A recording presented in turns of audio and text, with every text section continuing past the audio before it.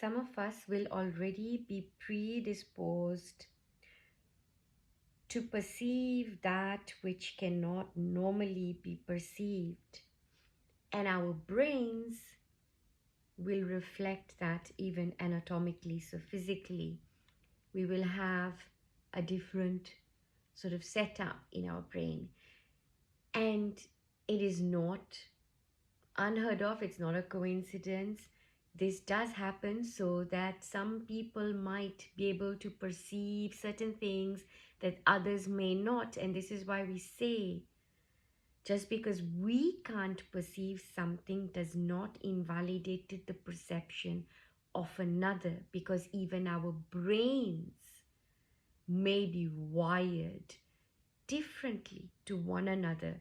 And this comes from lifetimes or parallel lives of experiencing so many other things. And the deeper that you go into yourself through various modalities, you can meditate, you can do yoga, walk with nature, simply become still, be just in that state of being, right? And when you are just in that state of that raw state of just you can start to perceive.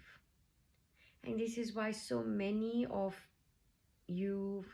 us on that path of spiritual awakening will feel so sensitive to noise, sensitive to sounds.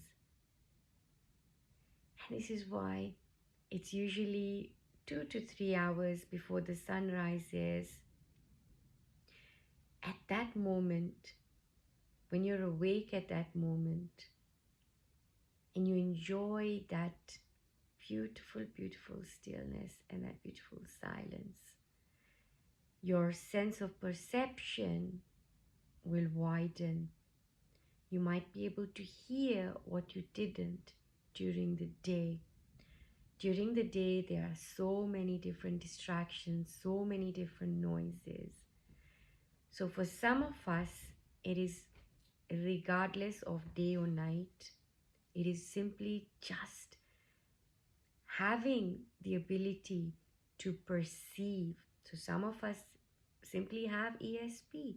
Some of us do have extrasensory perception. And these are children. You see them all of the time. As a child, you may have been someone who was very highly sensitive. Maybe as a child, you were diagnosed with autism. Maybe you were diagnosed with all sorts of things and they thought you might be socially anxious. They thought that maybe you had some phobias or fears. Maybe you were very shy as a child. But in fact, that you were very perceptive. And this is what we call the highly sensitive child. These kind of children who then turn into adults, turn into very highly sensitive adults, hopefully who have had a safe space to hone into this sensitivity and not been targeted or labeled into numbing this sensitivity. With that, folks, let's make it a point to give one another the space to simply be without judgment. Lots of love and thank you so much for sharing this work.